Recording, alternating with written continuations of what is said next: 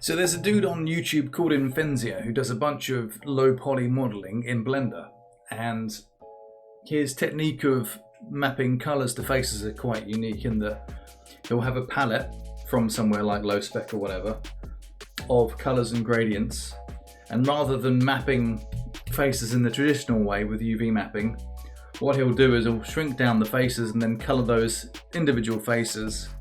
It's easier if I just show you. So here is the typical setup that it'll have.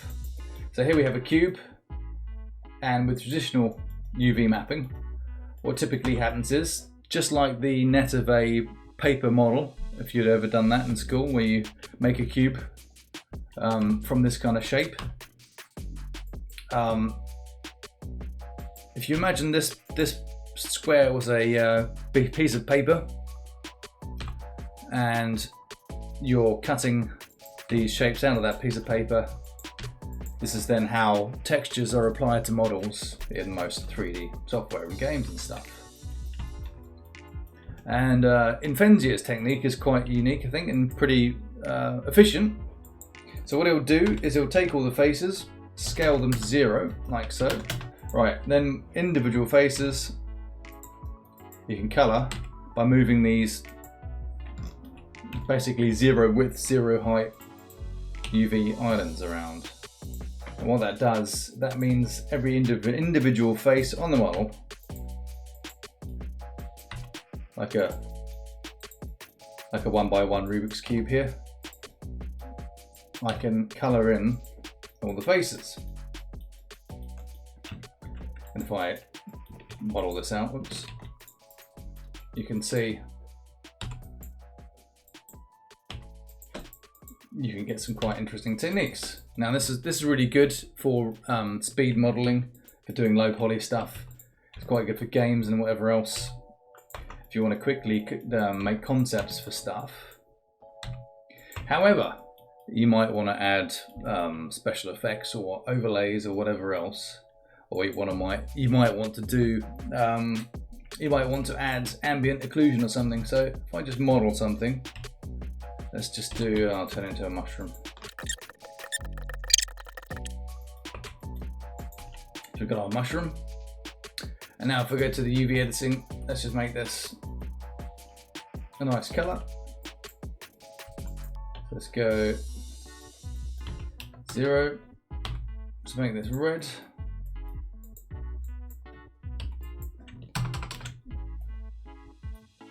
So I'm going to make these become progressively more red towards the top, like so. Would that work? And let's do this one.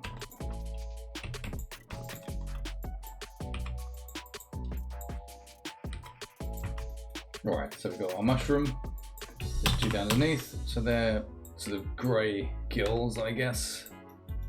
And then we'll make the stem like a creamy colour.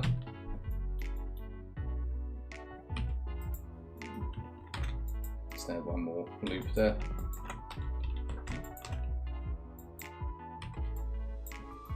Yep.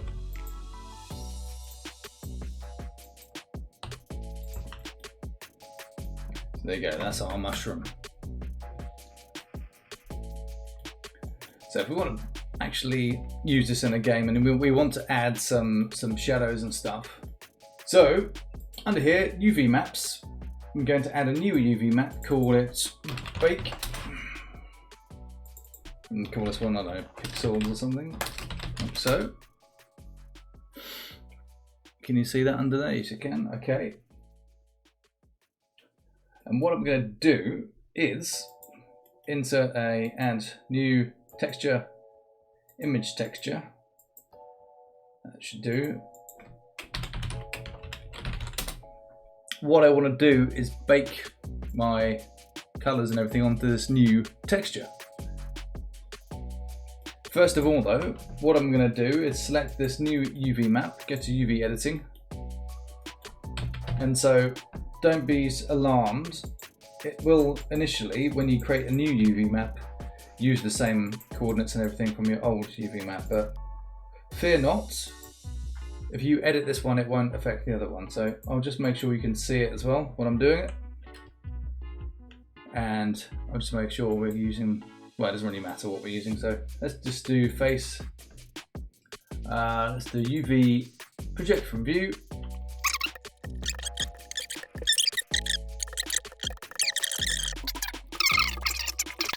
It looks terrible now because we're still using the original shader. So we can fix that by, we go back to the shading thing here, select this texture because that's where we're going to bake to. Now we'll go to the render properties, scroll down, make sure you're in cycles for your rendering. I just like to update it to GPU just to get a bit more horsepower. Under the bake tab, we're going to choose emit, and theoretically that should be enough. Go back to this object data properties. We want to make the pixels UV map visible, but we want the bake UV map selected.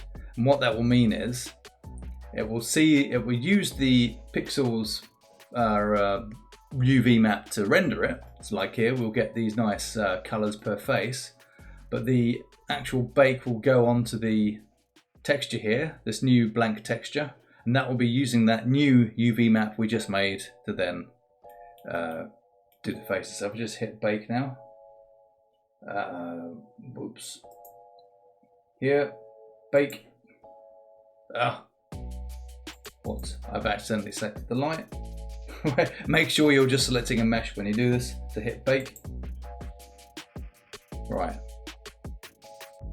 So now what we should see, once that's done, if we go to the UV editing thing, right, there you go. We've now baked it out into its own texture, and depending on the resolution you can have a lot more detail in it, but that's pretty much all we need is the colors. So then you can use this as a base to then do something in Photoshop or do texture painting or whatever. What I'll do quickly is for this second one, I'll change my material. So yeah, to recap, we have the original model, which has these single sample of each color, as it were, to then per face. So this is all scaled down and isn't usable in game. It will work in games, but yeah, for whatever reason, if you want to add more stuff, go on here now, and we see this texture. We can see now we've got those same colors. They look identical, but now this one, if we wanted to, for example, if I get my tablet, let's just sample this color here. Let's just sample again. Let's sample that red. Let's go on this one. Sample again. Let's do this. So there you go. We've modeled a simple low poly model, resampled the colors onto a higher resolution map, and then we can use that as a base to then texture paint or whatever else on top. But that's it pretty much. So yeah, see you next time.